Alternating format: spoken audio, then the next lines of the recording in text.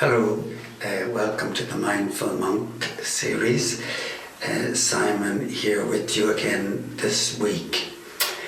This week I want to talk about something which I have found helpful, and I'm always hopeful that if I found it helpful that you will find it helpful too. It's a natural medicine, if you like, something that's freely available and costs us nothing, but in fact can do us great good. And I found it did me good and does me good to know about it. And it's humour, laughing. It's something we can take for granted again. We can forget about it, how good it is to feel when we laugh, a good big belly laugh. And we Irish are good at it. We're good at it, so we should use it more if we can. We know instinctively that it's good, but it's also interesting that science has backed it up. That we now know that psychologically humour will improve your resilience. It boosts your mood. So we need to latch onto it, and physiologically it will also reduce blood pressure and relax you, because it releases these wonderful endorphins which we get when we do hard exercise. So this is something, I say, freely available. Now just behind me is a humorous painting, I suppose. It's of a monk here looking in a window with some naked mannequins or naked ladies in there, and this was a present from John de Vere White for doing a wedding, so I presume it's quite valuable given the value he got for in having the wedding done for his lovely daughter Hannah. Anyway, enough about the painting. The second thing about humour is that we know it's good for us, but also evolutionary. You remember I said that when we raise our shoulders we go into fight or flight, but if there's something threatening us we don't want to do it if there's nothing threatening us. But when our shoulders go up we send a message to our brain that there's a threat. Okay, so it's important to keep the shoulders down and breathing. But when we laugh, that also sends a message to our brain that all is well. That all is well, that we're safe. It's a safety message, so it's generating good messages to the brain, which is obviously a good thing.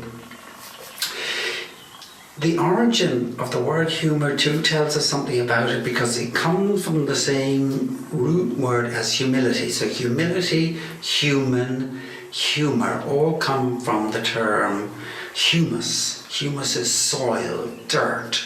So it's grounding for us. Humour is grounding, getting off our self-importance. So it's an important, I think that's a useful piece of information to know.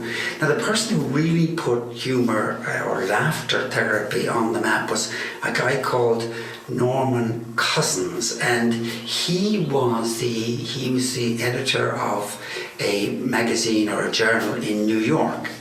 And he was diagnosed with this really difficult painful type of arthritis, spondylitis. And he was told that he had 1 in 500 chances of recovering, getting pain-free.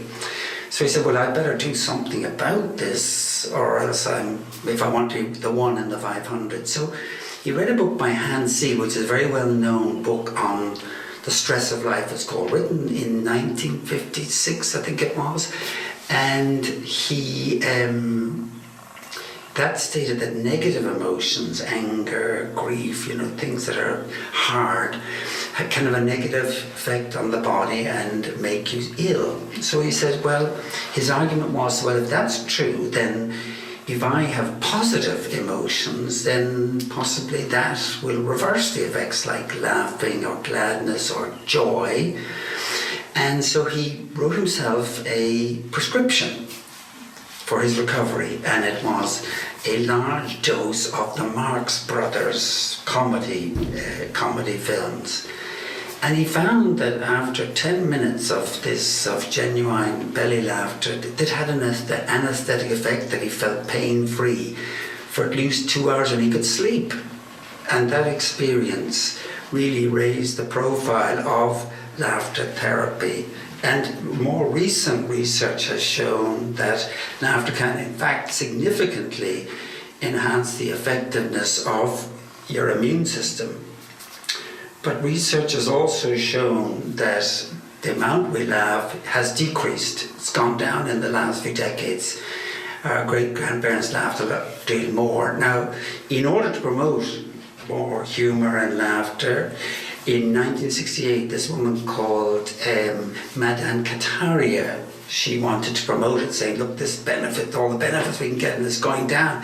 So she introduced World Laughter Day, and that was on May the 4th this year, and it'll on May the 2nd next year. And as well as developing World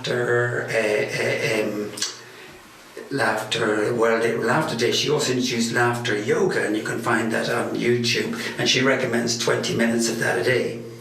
And the last point I'd like to make to you is that the benefits you get from laughter, you can fake it. You can fake it. You don't have to have the real experience to get the benefits of it. Even a slight smile, that's a monk going into his room behind me, Brother Anselm, even a slight smile or a half a smile is enough.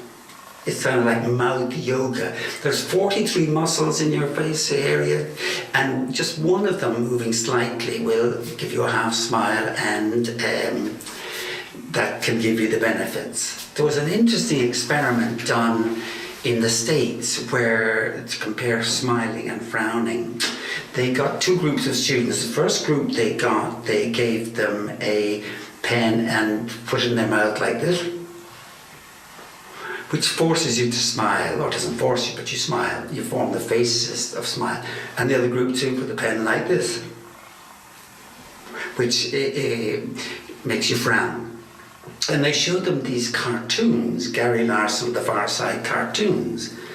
And the extraordinary thing was that the ones who were with the pen in their mouth like this, smiling, they rated all the cartoons more creative, more funny, more laughable than the ones who had the frown.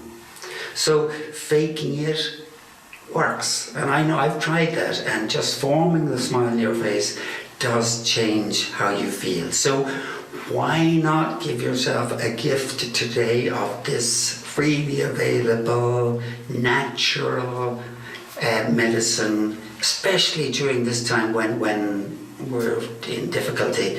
Write yourself a prescription of comedy, 20 minutes a day, 20 minutes or whatever you can get. I love Fawlty Towers, that makes me laugh. And maybe 20 belly laughs, and if you're ticklish, maybe someone could tickle you and you could laugh. Even hyenas laugh, probably at us, I suppose. But let me leave you with a last quote, which I think is very apt, from William James. He says, "We don't laugh because we are happy, we're happy because we laugh." So have a good week and lots of laughter. Keep safe and well, and every blessing to you, and I'll see you next week.